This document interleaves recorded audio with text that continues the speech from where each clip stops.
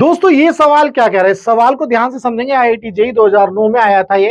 Under the influence of coulomb field of charge plus Q, A charge minus q is moving around in an elliptical orbit, find out the correct statement. हमें correct statement find out करना है। तो भैया कहने की बात यह है कि एक चार्ज है प्लस क्यू, लेट्स से ये जो है हमारा प्लस क्यू चार्ज है, और दूसरा जो चार्ज है वो क्या है भैया, वो माइनस क्यू, वो मूव कर रहा है इलिप्टिकल ऑर्बिट में। यानी कि मान लो मैंने ऐसा एक इलिप्टिकल ऑर्बिट बना दिया, ये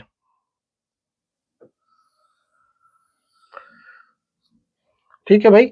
थोड़ा सा और अच्छे से बना लेते हैं, पहले इलिप्टिकल ऑर्बिट ही बना लेते हैं भाई।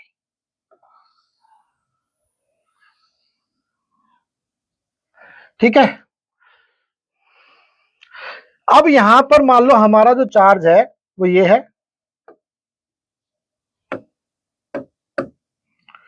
ये मान लेते हैं हमारा प्लस क्यू चार्ज है यहां पर। ठीक है, और इस इलिप्टिकल ऑर्बिट में मान लो ये वाला चार्ज है हमारा स्मॉल क्यू।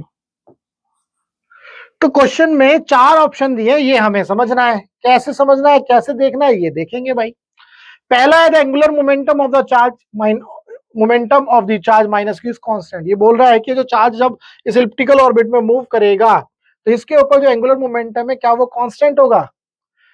ठीक है, ये हमें बताना है। Linear momentum of the charge minus q is constant, क्या लीनियर मोमेंटम कांस्टेंट है, ये भी बताना है। एंगुलर वेलोसिटी कांस्टेंट है, ये भी बताना है। Linear speed of the charge is constant, ये भी बताना है। क्या ये चारों ऑप्शन सही है, गलत है, कौन सा सही है कौन सा गलत है, ये देखना है। सबसे पहले आपको ये पता होना चाहिए, इस सवाल को जब भी हम करेंगे, चूंकि यहां पर अब जो है आपको कॉन्सेप्ट 11th का भी फिट कर दिया है रोटेशनल मोशन का।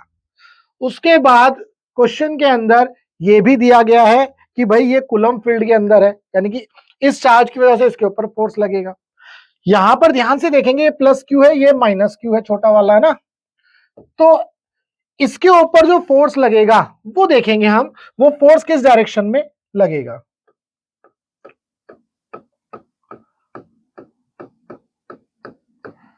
ध्यान से देखना है भाई इस चीज को, और ध्यान से समझना है। ये जो प्लस क्यू है, इस माइनस क्यू के ऊपर जो फोर्स लगाएगा वो किसके अलोंग होगा। ये जो मैंने लाइन ड्रॉ करी है इस लाइन के अलोंग ही होगा भाई। ये प्लस क्यू इस माइनस क्यू को क्या करेगा, अट्रैक्ट करेगा। तो अगर मैं यहां पर फोर्स ड्रॉ करता हूं इसके ऊपर, तो वो फोर्स इस लाइन के अलोंग ही होगा। ठीक है, ये फोर्स इस लाइन के अलोंग होगा।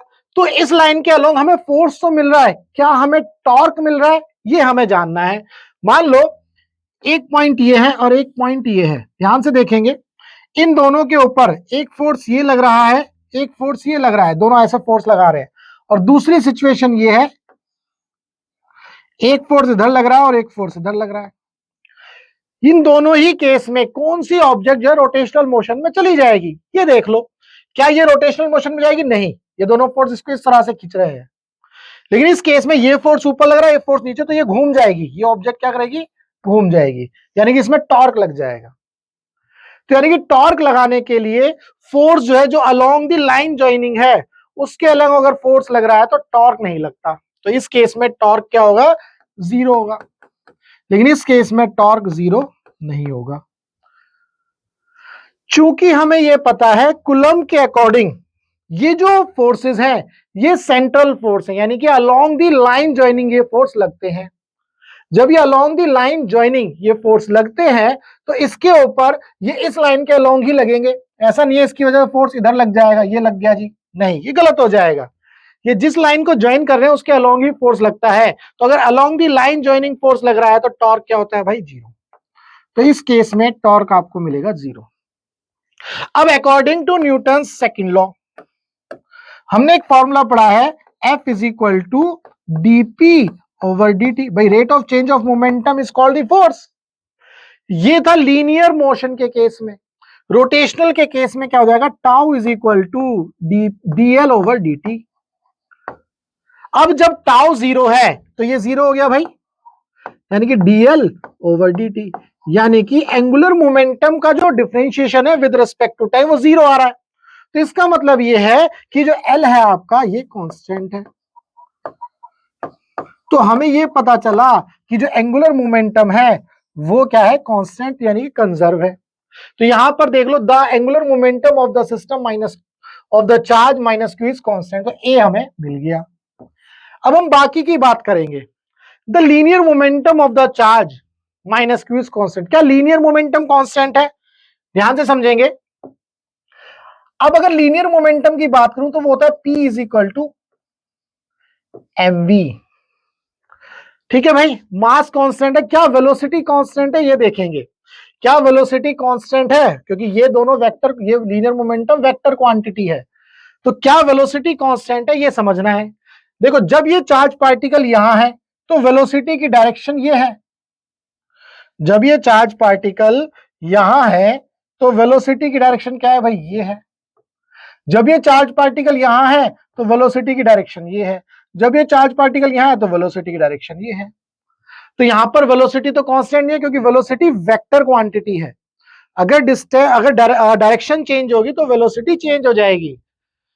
ठीक है, तो उम्मीद करता हूं आपके समझ में आया कि इस केस में लीनियर मोमेंटम कंजर्व नहीं रहेगा, तो ए ऑप्शन, बी ऑप्शन आपको नहीं मिलेगा। लीनियर मोमेंटम कंजर्व नहीं है। The angular velocity of the charge minus q is constant. Angular velocity, angular velocity क्या है भाई? एंगुलर वेलोसिटी के लिए आप लिख सकते हो formula v is equal to R omega. एक फॉर्मूला आप पढ़ते हो। जब लीनियर वेलोसिटी चेंज हो रही है तो क्या एंगुलर वेलोसिटी कांस्टेंट रहेगी? नहीं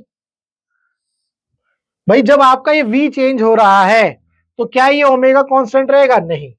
ठीक है, ये कांस्टेंट नहीं रहेगा। एक और तरीके से देख सकते हैं, L is equal to I omega. अब ओमेगा क्या है? L अपॉन में आई। अच्छा, यहां पर इसको इस तरह से नहीं कर सकते क्योंकि ये सिस्टम नहीं है, पार्टिकल व्यू में जा रहा है, इसको नहीं कर सकते। यहां से इससे देख सकते हैं, जब वेलोसिटी कांस्टेंट नहीं है तो ओमेगा क्या हो रहा है? चेंज हो रहा है। तो एंगुलर वेलोसिटी भी क्या है? कांस्टेंट नहीं होगी, तो सी भी नहीं होगा। D, the linear speed of the charge minus q is constant. Linear speed यानी कि इस v का मैग्नीट्यूड, भाई अगर मैं स्पीड की बात करूं तो इस v का मैग्नीट्यूड, अगर मैं इस v की बात करता हूं तो इसका जो मैग्नीट्यूड होगा वो क्या है? v, ये मैग्नीट्यूड, यही हमारी स्पीड होगी।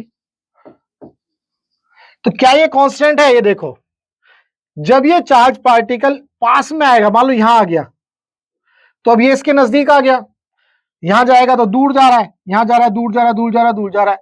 तो जब ये नजदीक आएगा तो फोर्स ऑफ अट्रैक्शन ज्यादा लगेगा। ज्यादा फोर्स ऑफ अट्रैक्शन से इसकी स्पीड क्या हो जाएगी? बढ़ जाएगी। लेकिन जैसे जैसे दूर जाएगा फोर्स कम लगेगा तो स्पीड क्या हो जाएगी? कम हो जाएगी। तो जैसे जैसे नजदीक जाएगा इसकी स्पीड बढ़ेगी, और जैसे जैसे दूर जाएगा इसकी स्पीड कम होगी। तो ये तो बिल्कुल वो सिस्टम बन गया अर्थ और जो है सन का। ठीक है भाई, अर्थ जो है सन के चारों तरफ एक इलिप्टिकल ऑर्बिट में घूमती है।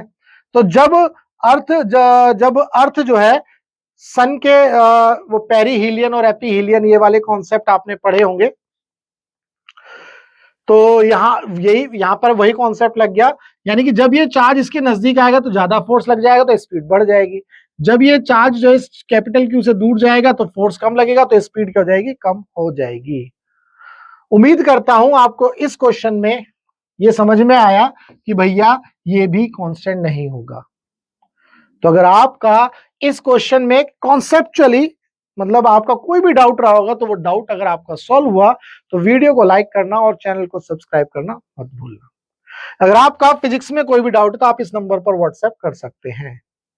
हमारा मकसद है टीच फ्री फॉर इंडिया। आप इंडिया के किसी भी कोचिंग सेंटर में पढ़ते हो, चाहे अड्डा में, चड्डा में, गड्ढा में, फड्डा में, पीडब्ल्यू, सीडब्ल्यू, टीडब्ल्यू, कहीं भी फिजिक्स में डाउट है तो आपको क्या करना है? आपको अपना डाउट इस नंबर पर शेयर करना है। हम आपके डाउट का बेस्ट वीडियो सॉल्यूशन आपको बना करके देंगे। तो चलिए मिलेंगे हम अपने नेक्स्ट डाउट में।